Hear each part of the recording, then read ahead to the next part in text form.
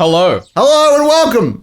It is Higurashi time. Yeah, no more base Subaru, I think. I hope so. I think there might be some in the answer rocks, but I don't think there's any more. I mean, I'd assume now, as much now that they've introduced it at all. True, I'm sure that it is going to be a key factor in the story. Especially considering, the theory I now claim to be correct being half proven. What theory? Well, the fact that the person that came to the house at the end of Arc 1 was in fact the baseball manager and the doctor all at the same time. What? Because they're the same person. That's crazy. That's some kind of next level theory. That is pretty next level, I think. Baseball manager, coach person is also a doctor. It's one of those strange things where when I suggested it being the baseball manager in the Arc 1 recap with regards to who shows up when they're talking about the manager at the end of Arc 1, that's one of those things where I feel like the circumstance of what I was doing in my surrounding life at the time very much led me to that conclusion. So you were playing baseball? No, I was just having to deal with a lot of sports management issues and team managers. So when someone was like the manager, my head goes to sports, and I was like, oh yeah, Keiichi's been playing baseball. Yeah, he's been playing baseball with his friend's skulls. Exactly. Yeah, it's a fun time. So what happens when you have a manager? I am interested, how I would have reacted to that if that hadn't been the circumstance for me at the time. Sure. Because it's one of those ones that was kind of a bit of a leap, but it seems to have paid off now. Yeah. Seems like there's a connection there. Yeah, Looks I think like confirm neither. most everything else in that sequence of events I managed to draw from clues about the episode itself, but that was very much a circumstantial one. Yeah, it's very interesting. I do wonder, the significance of that. What the connection might be there. Yeah, it's also fun just looking at, the tool set available to us when we're reading these stories. Sure. How, there's always the distinction between what the author intends, what we interpret, sure, the, face value material itself. Yeah. And, the difficulty, as we've said several times, with us voice acting and inserting certain things into the characters that may or may not be there. For sure. How much of that is contextual about what's going on with me in the present tense, and how much is that of just the face value reading that I'm doing? Yeah, I mean, everyone's going to have their own individual interpretations, from supernatural to very realistic interpretations like what you do. There's also the argument that I've had a couple of times, particularly about Higurashi, about, figuring things out based on the meta. Yeah. For example, Shion in the previous arc, knowing or suspecting that there is going to be a twin mystery because that is a trope. I was someone there what do you mean? Why is Jacono trying to suspect a twin mystery when we don't even know if that's going to happen or not? I'm because it's a murder mystery and that's the sort of thing that happens. And well, that's using meta clues and that's not okay. But it's the tool set that's available to you. Exactly. It's always going to be about your subjective kind of approach to these, why you're reading these. And obviously you enjoy talking about the theory of it with me. So that's obviously going to be a part of your reasoning. Yeah. There's also some moments at the end of Arc 2 when you'll probably hear me a lot of times when I'm describing the murders in Arc 2 say, Shion, because I think that's who the culprit was rather than Mion, even though the story very much sets it up to be the other way around. Sure. But there's a part of me that just kind of based on Shion's actions earlier in the arc, and a few, I have it in my notes from editing, a few moments where it very much hints that Shion's the one that's kind of going nuts, because Shion's the one in the shed that starts to hear sounds, which kind of hints that she's the one that's afflicted by whatever drove Keiichi mad, because they're kind of the same symbolism of, footsteps and whatnot. Sure. And then also when we get to the end and Oishi presents, the autopsy of Mion and Shion's corpses and how one of them died. Mion died long ago in that tunnel when supposedly we saw her out in the road that night when Keiichi was stabbed.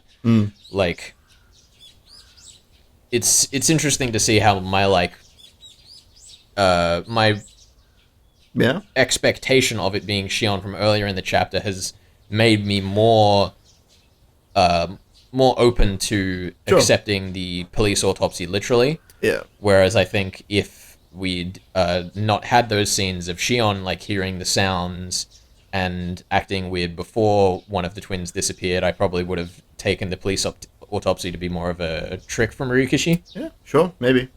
It might also lead you to a bit of confirmation bias, but that's always the flip side of that sort of thing. Well, yeah, I mean, confirmation bias I guess you could call it confirmation bias. I would. But to some extent, I think that's more using clues. Sure. Because confirmation bias is more when you like seek out things to prove yourself right and don't ever try disprove it, where it's not to say that I'm disregarding the fact that the autopsies could have been switched around and the fact that it seems like Mion and the fact that the one in the cage addresses the one doing the torture in the chamber as Mion.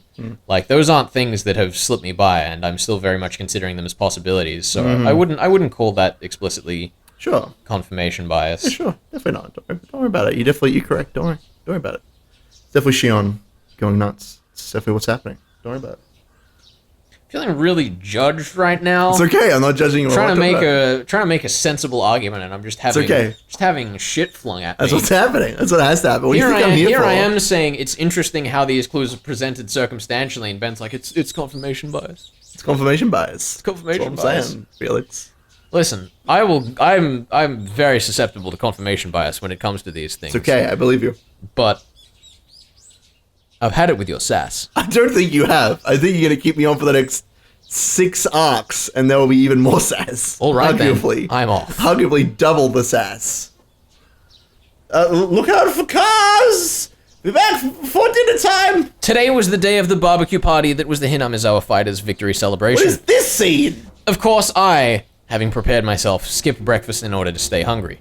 Though with all the club members coming, it was pretty possible there would be contests based on how fast or how much you could eat. What if the contest is not to eat anything? Then you've played yourself. I also love that we've skipped the dessert festa this time. First of all, because it was just awful. Maybe it's gonna happen later. But it was supposedly last night. They Was said it? they were gonna go after the game, didn't they? Oh, that's sad. Unless I misread that. I don't remember. It's irrelevant. It was hours ago, literal hour. Look, I have never seen that scene in my life, so I don't know. But it's just fun getting back to the whole problem of what happens every time as opposed to what happens arc specifically. Sure. Yeah. Renna was already at our usual meeting place. Yay! Woo! Oh. Mion arrived a few minutes later. I mean, she's cool too. Great, let's get going. This old man skipped breakfast and is starving to death. Literally! I expected nothing less. I, too, went without breakfast and am now in top physical condition. What? Wow, you two skipping breakfast is bad for your health. Renna made sure to eat something. Oh my god, she's lovely. Yeah, you're great, Brenna. Breakfast is an important part of the day. I'm sure you'll surpass that unhealthy Mion, get yourself a nice springy body, and be all over the dirty magazines. Wow, Keiichi, please! Oh, the dirty magazines. If I get a nice body, then maybe a prince on a white horse will come for Renna too. For Renna too! I think I just threw up in my mouth. Maybe some magnificent fighter will come for me. Definitely not happening. You suck. If you won't take responsibility for them, Kei-chan, then don't give Renna any silly ideas. She might start eating breakfast 3 times a day starting tomorrow. Yeah, I could see Brenna doing that. Wait, who would this gluttonous princess think who's going to come for her? Well, anyway, we're all nice and hungry. Let's go and treat ourselves at the big barbecue party. He always had a horse this story. Does Uishi have a horse as well as his car? Yeah. I don't think you could mount an air conditioning to a horse, so that doesn't seem I think you could. feasible. You strap it to the sides, you're like big fans. Have you ever seen that old Freddie Wong video, Pimp? No. Oh my god. No, I don't watch his content. What does he do? Link it in the description. They did a Pimp My Ride parody, but it's a horse. That sounds amazing. It's fucking fantastic. Link it to me. The venue for said barbecue was to be the Furude Shrine Grounds where Rika-chan lived. They held events and festivals there and barbecues too. It was the place that held... That was a very Dr. Seuss line. They held events and festivals there and barbecues too. Something just like a balloon. There you go. That was terrible. You'd never make it as Dr. Seuss. Nor would I, for that right, matter. But neither of us will be Dr. Seuss. If only, I don't have the hat for it. it was the place that held all sorts of ceremonies in Hinamizawa.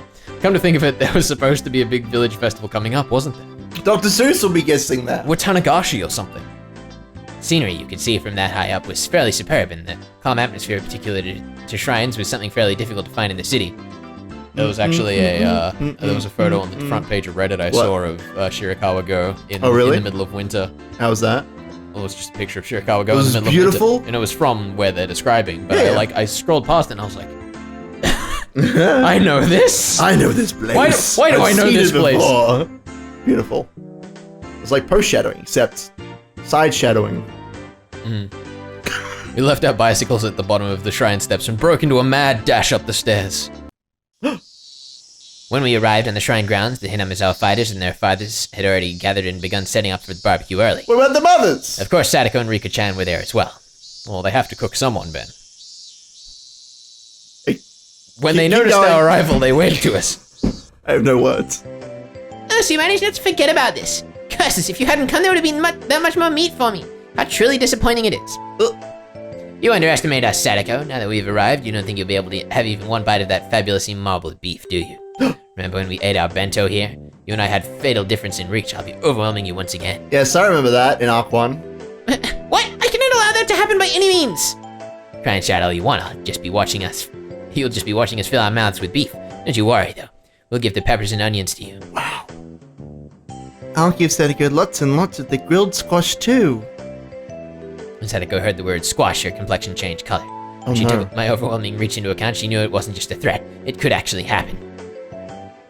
I'll go tell the coach. I'll tell him you really love squash. If it's for you, I bet he'll get a whole mountain of specialty squash from all over Japan. Wow, good for you, Sadako. You'll have your pick of the squash. You can have squash from dawn till dusk. 3 meals a day, squash. Why did you pick that word, Ryukishi? Rena, everyone's bullying me, including you, so why am I calling you for help? Know. I was gonna say. That's right, she's adorable. Sadako tried to leap into Rena's chest. Oh wait, no, I've done it again. I've mixed up Rika and Rena. Oh no. Why am I this incompetent when it comes to specifically this task? I don't know, dude. I don't like mix them up in my head. I just read one name and think of both of them. I mean, really, it's Ryukishi's fault for making them so similar. One letter off. But you are an idiot. So how do I... It balances out. We're fucking like 50 hours into this shit and I'm still fucking it up. I don't know. Oh no, clearly, given another second, Rena's mark punches would have piled us on the ground. So just before Sadako hit Rena, I grabbed her by the nape of the neck and pulled her back. Did you say the name right? You said everything right, didn't you? I did. Good. But just before Sadako hit Rena. Yeah. What? But she's sliding into Rena's chest, and then Rena will put one arm over her head, and the other will punch everyone into submission. We're doing like the old hostage situation punches. Yeah. Her punches are like a machine gun. That's right. A superb reaction with only seconds of foresight. At least it was supposed to be. Uh-oh. Except you walked into a fist or something. Yeah. But for Rena, when I caught the leaping, crying Sadako, it looked like I was keeping her to myself. Oh no. Yay! Those sounds. Get right. Oh. No, Keiichi-kun. This is Rena's, okay? I'm taking her home. Oh. I just can't wait until the arc where we go to Rena's house and there's just a pile of corpses from people she never fed. Oh god. It's just kids tied up in the basement. Beat up me on San and Rika like that too. Yeah, do it. Whoa, hold on, Mick. Yeah, get fucked. Rena OP. Okay, now where could Rika be? There she is. Oh no, Rena-san over there. Don't beat up Rika. Just wait, Sadako-chan. I'll take care of her right away. Then I'm bringing you straight home. Skip the barbecue. Meep. Sadako, you're mean. Oh, Rika-chan's so cute too. How? I'm gonna take her home. Rika, it serves you right. Sadako laughed in a shrill voice at Rika-chan and Rena's unproductive game of tag while we watched them sprawled out on the ground. Is anything they do productive? Oh my god, he's here. I'm so happy. Are you alright, Mayaba-san? Sonozaki-san? The coach came over and lent us a hand. This is just how we communicate, that's all. Don't mind us. The way we communicate ends up leaving bruises on my face, then I don't want any more to do with it. You never learn, do you? Laughed the coach loudly. It made us start to laugh too. Sadako's laughter, Rika-chan's yelling, and Rena's strange voice were kind of comfortable to hear. It's occurred to me there's the sunglasses, I think, on his shirt, but they kind of look like avocados. They look like two avocados, like connected by a bit of string or something. I wouldn't put it past him, honestly. I would believe him. Irie, we love you. And if you love avocados enough to have them on your shirt, more power to you. Just don't leave like half of them open. It's true. It's a bit weird. Wait, hold on. When you say avocado, you mean like avocados or avocado seeds? Avocado seeds, yes. Right. I think so, yeah. Because otherwise it would be the wrong color. Yes. Yes. The adults here knew what they were doing, so the barbecue was ready in short order. As the salad oil dripped down onto the plate with a hiss, there was a loud cheer. Yay! When the coach brought over a big plate with all the meat on it, we all cheered again. Yay! Wow, this meat looks amazing. Coach, you really did splurge on it. If I did make a promise, can you tell how much all of this weighs? It really did cost me a lot. Just a cutaway of him charging into a supermarket like with a shotgun and a ski mask. All the money in the bag! All the meat in the bag! Of course it did. 30 meat wouldn't be enough of a reward for everything I did yesterday. Oh, God. Yeah. Sadako-chan's definitely the guest of honor today. Yeah, Sadako was the one who hit that last home run after all. She might have caught the guy off guard with the arc. It flew as long and true. Damn right. That was another very, very Susie line. It was. It's very strange. Sadako is pretty athletic. That's it. That's her line. I just find this whole Sadako is athletic. This whole translation like really inconsistent in the weirdest ways. I mean, it's just kind of Like- how the different characters talk. No, but yeah, not you're even right. that. Like What even do the you mean? narration. Like where was it? Like you never learn to you laugh the coach loudly. Like these flow-on sentences, which are more typical of an actual book in my experience, are super uncommon. But they just show up like once every like 20 Yeah. or so examples they It could is a be bit used. strange that they just seem to show up out of nowhere. Yeah, like But it's not to say that the translation's bad. no, I'm sure it is like a real translation that is, indicative of the content. But you're right, it is strange. Sometimes it's like a full-on the end focusing on the conversation, and sometimes it's like a novella. It's Yeah, weird. it just jumps. That's the strange part. It is strange. Ugh, not bad at all. She could be one of the best of our generation. She doesn't fall behind in physical ability, even compared to me. Damn right. Maybe Sadako-chan has a big future in the world of sports. Picturing me on like just curling while she's delivering that line. Yeah. She works out. Stop singing my praises, you're making me blush. Munch, munch. Psycho, from the excessive praise, made her not notice the moderately grilled meat being stolen one after the other was just far too Aw. cute. They're all bullying him. Son, this is heavy! Tomura-kun and Nakamura-kun were carrying something over to it. God damn It was a these huge kids. barbecue plate. It's still hot and they're just holding it by their hands. Just Yeah. like smoke rising off. Yeah. Whoa, the barbecue's protagonist has arrived! The plate was chock full of skewers with vegetable and meat on them. The grilled, burning hot meat juices made a sound as they dribbled off. You made the sound! I did! I love it when you do that. Because that's a fine example, where there's no sound effect. It's the sound it almost actually makes. And it's not a What about weird this one? What about this word? No, I gulped. Did that even pick up? Probably, just very quietly. It's disgusting. You need a lot of heat What? for cooking something on a metal skewer. So they had they had grilled the whole plate at once, Nice. with none of the meat on it, just the plate. Yep, can't have a barbecue without some of these. You can say that again. These guys are quickly devolving into like infomercial. Yes, that's great. These barbecue has some of the best sauces out there. Here's how to order. Yeah. Jesus. Uh, This is Keiichi. Oh, you can say that again. I'll help out, so let's get it up over there. Here we go. Wow. Look. It's amazing. Everyone greeted us with a cheer. Yay! Woo! Each person received a skewer with vegetables and big pieces of meat on it. They also received paper cups filled to the brim with juice. Nice. In my right hand were pounds of piping hot barbecue. In the left was a cup of juice that I could chug down. Yes, totally non-alcoholic juice. And embedded into my foot was this skewer, because I didn't have a third hand to hold it with. Shit. Did it make you want to dance? You weren't a man. I wouldn't dance with that much food in my stomach. Not with a stake through my foot. Yeah. I can't hold back any longer. I'm gobbling it down. Turkey noises. Gobble. Why can't you just say the word? Turkey noises. Not just yet, Kei-chan. We've got a little ceremony first. What? Then the meat's gonna be cold. Why didn't we do this before we cooked the meat? Can I have your attention, everyone? The coach with a cup of beer in his hand mounted the nearby beer cooler. Yay! It caved in and he was drenched in beer And he died. as the glass shards from all the broken bottles filled his leg, Wow. blood pouring out over the festival grounds. Well, that's not good. It's foreshadowing. That's really This was scary. supposed to be a victory celebration after all, but things had gone awry. We needed an opening statement. I need to get these avocado seeds out of my pocket real quick. You know, you're right. They definitely do look like It's like a avocado whole seeds. chain of. Imagine there's like 3 more inside the pocket, and they're all connected by a little chain. I'm on board. Yeah, I think it makes sense. I hope it ends soon. Every second this goes on, a little more of the food's freshness goes away. Or maybe like a really rotten pears. Sadako stomped down on the steak embedded in my foot. Wow! My word, menu age is so greedy. Can you not wait a little more elegantly? Yes. We know this! Don't need to say that. Problem solved. Okay, is everyone listening? We won a huge game yesterday. It had become a hard battle after that amazing pitcher came in, but thanks to equally reliable saviors on our side, we scored a beautiful turnaround victory. Applause. Both my hands were full, so the adults and older brothers gave a round of applause. This is to celebrate that victory. As promised, I got a ton of delicious meat for everyone. Eat as much as you want, and use that energy on our next game. Which is today, suckers! Here are the bats! He just throws them at everyone. Then after a few words of thanks to the fathers and brothers who helped with the barbecue, he led us in a toast. Cheers! Cheers!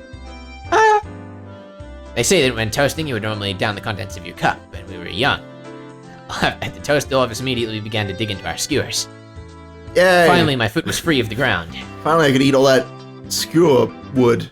Exactly. It's delicious. After that, it got really lively, with everyone congratulating one another for things they did during the game. Yay! Like how someone made a great catch, or how awesome someone looked when stealing a base. So they would see all of that. Of course, they congratulated me too, the savior who appeared to fight against the Koshian pitcher.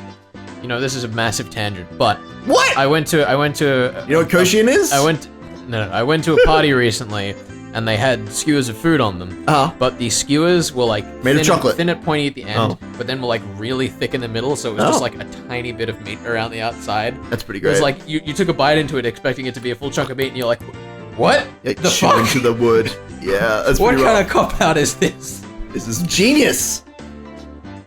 Well, even what I did was all thanks to Sadako. Sadako did have a plan. And you're the only one who could have won over Kamada like you did, Keiichi. You did more than enough to deserve praise. Yeah.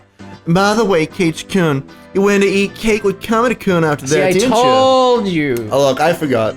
You look like you were best friends. Seeds of friendship sprouting between male rivals, something like that. That's a story for the tabloids. That's sort of, well, it's... How? Star. Sort of what, Rena? She's not a pervert. I finally brushed through Rena's hair as she turned red in the face for some reason at the mention of friendship between males, dispersing her pleasant-seeming ideas. She's not a pervert, she's pure. Now then, where's the hero, or rather the heroine, Sadako? Yeah. Oh, there she is. Sadako was with Rika-chan in the middle of bragging her heart out about the home run yesterday, and her teammates spared no compliment for her since, even though he was going easy on her, the fact that she hit a throw from a Koshian pitcher was something else. Sadako was more loquacious than usual. It seemed she was in a great mood. She was flying so high that I thought for a moment about getting a word in to tease her. But she was the leading actress today, so I decided not to bully her at all. As I watched Sadako going at things as lively as usual under the sun, it struck me that it didn't quite line up with the pleasant time I'd spent with her. But both of those were the real Sadako. I didn't care which it was, her smiling happily or her making a big lively fuss like this, just as long as she would keep smiling like this forever. It sounds menacing. It does. She looks like she's having fun. Quite a lot of it.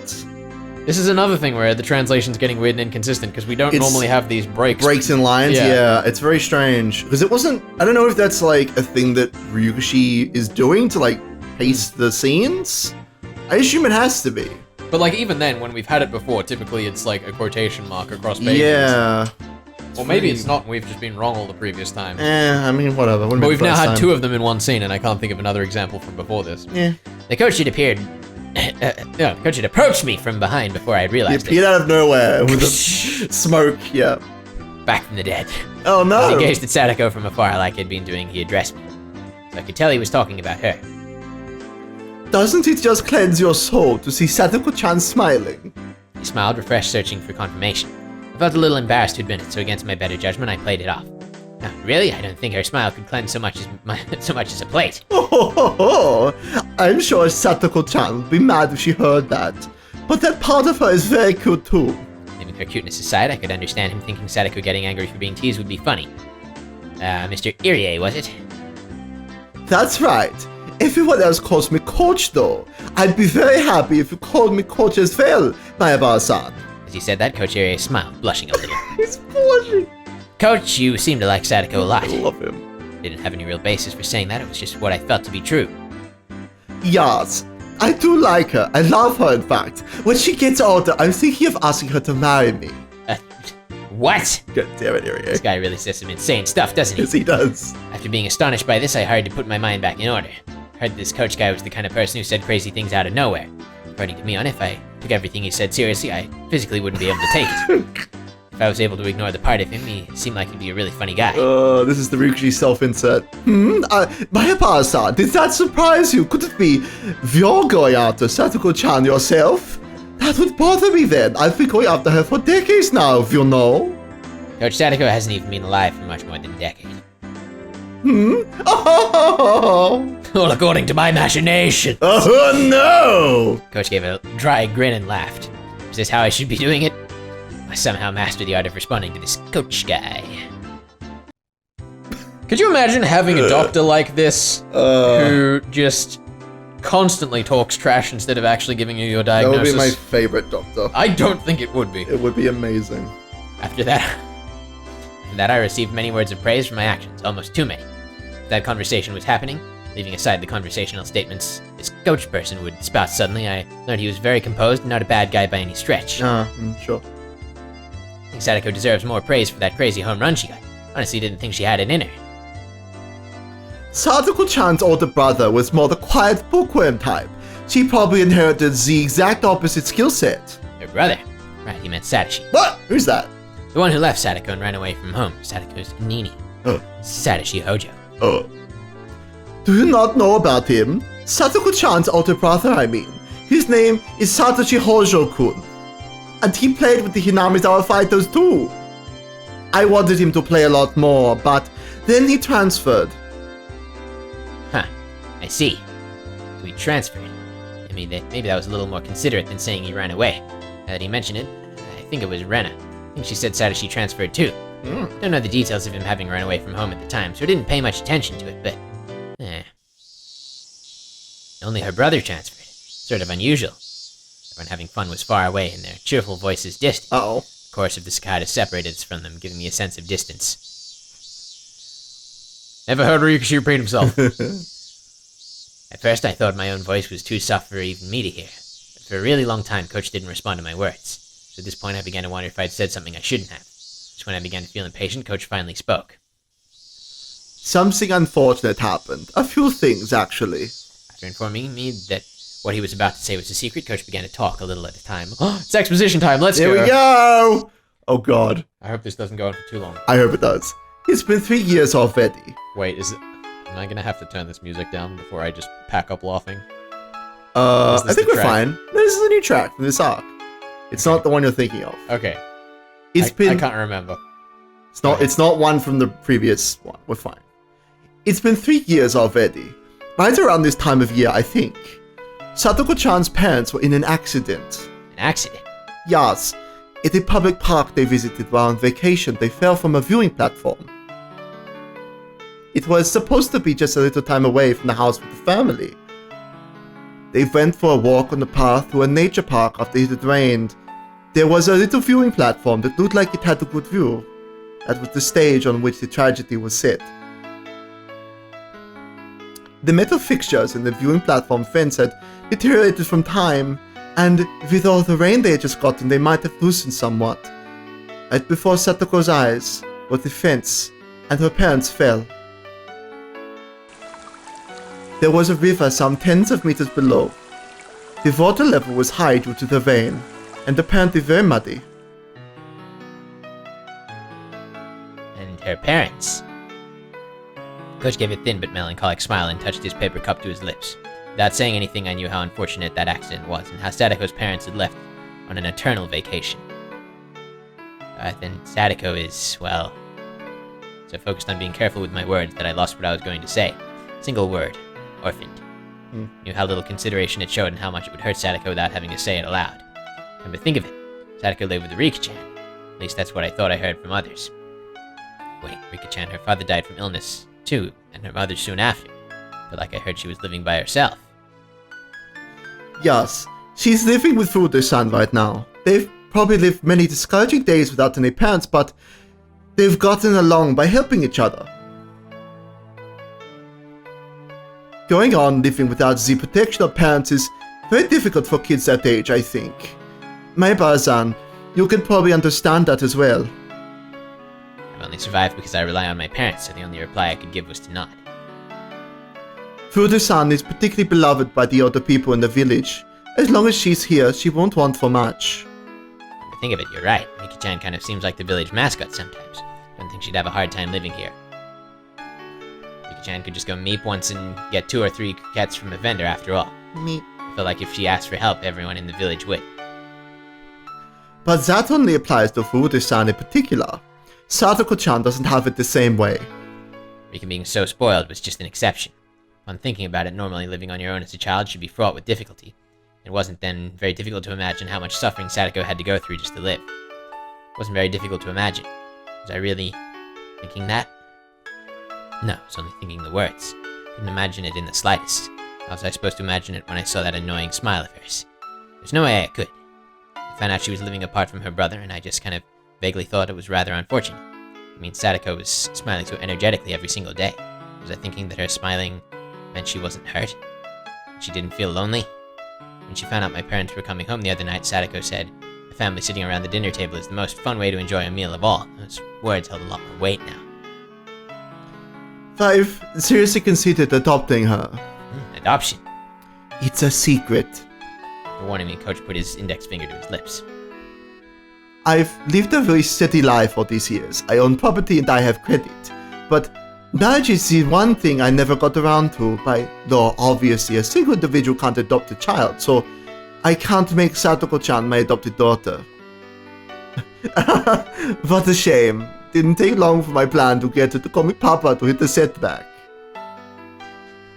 This guy spouts some crazy stuff. I love him. At first, I was only half listening. But midway through, I realized how rude that was. This Coach person seriously only wished for this one girl, Sadako, to be happy. It was neither crazy nor was it nonsense. He just wanted her to be happy. Those were his true feelings. Sadako-chan's current lifestyle is probably not a very happy one, but, you know, I want to make it easier for her, even if it's only a little. Of course, I can't do much for her, but share my leftover food and do errands that she's not strong enough to do. You're wrong, Sadako's happy. Huh? Coach showed surprise at my having declared that. There's so many people all around her that really want her to be happy. She can't possibly feel otherwise. Spoke with a serious expression, quietly but firmly all the same. It was my approval of his feelings and my gratitude as Sadako's Nini. Thank you. Still, keep this a secret from Sadako-chan, okay? If she knew I wanted to adopt her, she'd probably get mad and call me a pervert for wanting me to call her Papa. I wonder. Sadako may have been somewhat childish, but she was still able to empathize with people. She'd call him that, and I knew it. As if my feelings had gotten across, Coach grinned, satisfied, and turned his gaze to the hustle and bustle before us. Her parents and older brother. She lost her family, had no relatives, and was huddled up with Rika-chan, who was in the same situation. Sadako Hojo. Wouldn't be odd for her to look at life with despair, but she didn't seem to feel that way. She lived energetically with a smile. I want her to keep smiling forever. It was a naive wish, and yet it was one that he couldn't help hoping for. The words that I spoke were the same. What a coincidence. I think the same way. Oh, you two in my background, then that makes us friends. Let's make a promise. I promise. It's a very simple one. Coach said this, giving me a grin. That we will never, ever make her cry. It was short and to the point, and also kind of off-putting in a very strange way. Nah, I'll be fine. I'm... She's not gonna cry, don't worry about it. No one's crying in this arc. I won't cry. You can't say things like, never make someone cry in a novel called When They Cry. No one's gonna cry. Oh, the guys are gonna goodness. shut up, don't worry about it. It's such a... I don't know if I want to get to the end of the scene before commenting on this, but like... It's a little ominous. I mean, this line is ominous, but also, like... It's interesting that we're getting all of this from Irie as, like, exposition, more or less. Sure. We haven't really got to see his actions here. And I do wonder, like, because we haven't seen any action, what the, like, motivation for Irie is behind this. Like, does he feel guilt over this for some reason? Like, does he have a similar experience that he can, like, sympathize with? I'm just interested what Irie's role is here, because at the moment... Why does he care about her? Right. Yeah. For sure. Because, like, he's a sprited character, which means he's clearly going to get a lot more to him, and I'm just wondering why this is what we're getting first. Anyway. It's cool. No, I get you. Yeah, I promise too. Coach nodded happily. We exchanged no more words after that. I literally never spoke to him before he died. We just sat there comfortably gazing at Sadako and everyone else having a good time. She'd certainly lost family, but there were people watching over her. How reassuring that must have been. Just hypothetically, if you did adopt Sadako, what would you do? That's a tough one. Coach gave a wry, happy smile and exaggeratedly tilted his head in contemplation. The first, I would get her to call me master and re-educate her in the ways of a maidservant. What? How does this guy always pick the craziest time to say the craziest things? Perhaps I could. I haven't said anything yet. What are you talking about? I heard it loud and clear. Ah! Oh, that's right. I clearly said I would put Sadako on a wooden bondage horse and make her my meat slave. That sounds nice. Sadako-chan on the wooden horse. Please leave the item-using play for after she's acquired the proper knowledge. It'd be very dangerous to go in with the wrong idea. I get it. You know, he's right on labels, how to only use things for the intended purpose after all. That's right. Kei-chan, you do understand. Then, that it's time for... My hand shot out and grabbed Shion, smiling, waving, and about to leave by the nape of her neck. Hey, wait right there. Don't just show up out of nowhere and start saying crazy stuff. Speaking of saying crazy stuff, I thought Sadako love talk you two were having with the coach was pretty crazy too. I can perform a reenactment of the adoption bit. Want to see? Yeah, you've been hiding ever since then? Shion, please. Keiichi, can't even beat my sister. You're 100 years too early to challenge me. This was Shion Sonozaki. Who's that? The younger of the Sonozaki twins. Oh, thank you. Though she hadn't a scrap of the reserved quality you'd expect from a little sister, she was a villain no better than her older sister, Mion. We met the other day in town, and I dug myself into a hole when I mistook her for Mion. Unlike Mion, Shion said she was living in a Kinomiya, so I thought we'd never see each other again, but to think we actually would. My frankly displeased expression didn't change a bit either. This must be what people mean when they say something is like water off a duck's back. Shion-san, you came. I was disappointed because I thought you wouldn't make it. Well, I couldn't think of anything else to do, really. I figured I'd come and tease you all a little. Coach, why did you need to call Shion to our victory celebration? How did she contribute to our team's win? Well, you see, I'm actually the manager for the Hinamizawa Fighters. What? Oh my goodness. So many of these. So many twists and turns. There we go. I'm excited now. I'm extra excited now. Because this is another example of, did Higurashi retroactively write this into Arc 1? I don't know, dude. You tell me. You figure it out. It's excellent. What's Shion doing here? Because, like, if we go with, you know, the interpretation that Shion wasn't in Arc 1, I think absolutely it was meant to be Irie, the manager. Yeah. But do we then assume that Ryukishi has now retroactively intended that Shion was coming to help out as well? And why would Mion call Shion to help in that situation? I don't know, dude. It's a great question. Ah, I love it. It's pretty great. I love it. It's so silly. Ryukishi, what the fuck? The manager? No, wait, then why weren't you at the game yesterday? Because I'm like a ghost manager. Uh-huh. Star. She seemed to think I'd forgive her if she stuck her tongue out and smiled. She wasn't sorry at all. The match wasn't nearly as pretty without you there. I won't tell you to come to practices, but couldn't you at least come to games to root for us like you used to? I'll think about it. Maybe I will if Kei-chan joins the Hinamizawa fight. I can't get into a cheering mood when there's no good-looking guys on the team. Huh? Did Shion just smoothly say something absurd? Shion! Mion! You little, where did you come from? Suddenly Mion came running over, pushed onto my shoulders, and pulled me towards her. It's me, Chan's little sister. Hello, Shi-chan. Hello, Renasa. I'm honored you remembered my name. We only met once. Everyone is here. Oh, not at all. Thanks for remembering Rena's name, too. Cut the stupid greetings. You're not allowed to solicit Keiichi. He's the hope of our club. Don't pull him out and put him in a baseball like he's some kind of plant. Mion gave a low growl as she grappled my arm. She looked like a little girl desperately clinging onto her toy. Yep, Keiichi-kun is the star rookie of our club. We could never trade him away. And a smile hid a nonchalant bloodthirst. She was blocking Shion's way, ready to unleash an ultimate attack if she got within 2 meters of It's gonna be a bloodbath. I felt like this was gonna turn into a bloody battle. Yep, that's what I said. Here it comes. That's too bad. We'll leave the negotiations for another time. You don't have the right to negotiate. Coach, why do you call Shion here too? She's a ghost member. She's been slacking off for the last year. I just thought it would be even more fun if Shion-chan was here. Yup, it definitely worked. That's what he planned for all along. Mission accomplished. What a dick. Hey, Kei-chan, come over here. We're all playing a game. With strings attached, of course. Shi-chan, how about you? The rules are simple and it'll be fun. Should I? I'll just win if I join after all. I don't want to ruin my sister's presidential image. Mion, now irritated, turned around with a glare. She wasn't a second ago. What is it, my sister? Should I join in to make this battle of the siblings? For your sake, I don't think we should, but if you want to. Yes. We'll let you play, Shion. Aw. We're leaving you out. Well, Mion just avoided a direct confrontation. It seemed like the twins were completely incompatible with each other. Aw. You won't let her play? I was looking forward to seeing you two face off.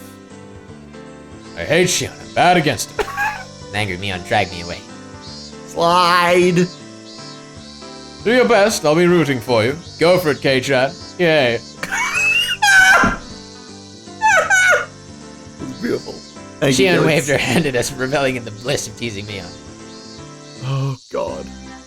All right, club activities had begun, which meant I needed to clear my mind. What was today's battle? Today's punishment game? I'd take anything on. Okay, Keiichi-san, you should prepare yourself. We're going all out today. Like usual. Great, bring it on, Sadako, or not, I'll crush you all mercilessly. Rana will profit from your battle and fish herself up a win. Then I'll get all the manta rays first and ride them to victory. What? Is she the Sea Queen? How? Rika-chan is flat like a manta ray. Star, I want to take you home. Okay, everyone. We have a lot of people here today, so let's play something easy and simple. Today's game is... What is it? What? It's the end. We'll have to find out next time. Guess we will.